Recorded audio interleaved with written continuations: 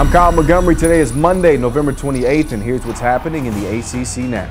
The Virginia Tech Hokies remain fifth in the polls following a resounding win over rival Virginia. A national title bid, though, likely out of reach. They'll meet Clemson in the ACC title game on Saturday. The Tigers limping in after losing to South Carolina, subsequently falling from 17th to 20th in the BCS rankings. Virginia Tech's Blake DeChristopher has been awarded the 2011 Jacobs Blocking Trophy, the first Hokie to ever do so.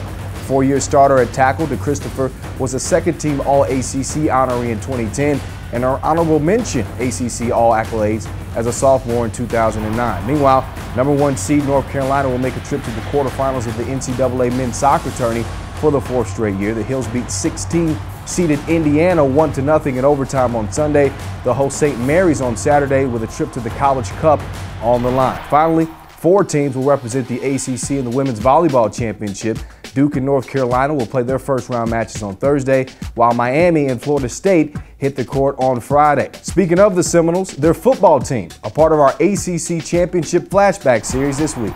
The 2005 ACC Championship pitted Florida State against Virginia Tech. Willie Reed returned a punt 83 yards for a touchdown. The Seminoles scored 24 in the third quarter, and Florida State upset number 5 Virginia Tech 27-22 in the inaugural ACC title game. Florida State went on to play Penn State in the Orange Bowl. Remember, the ACC Digital Network has you covered all the way up to kickoff of December 3rd's ACC Championship game with in-depth analysis, flashbacks, and of course, previews of Clemson and Virginia Tech from our analysts, Dorsey Levens and Riley Skinner. That's all week exclusively on the ACCDN.com.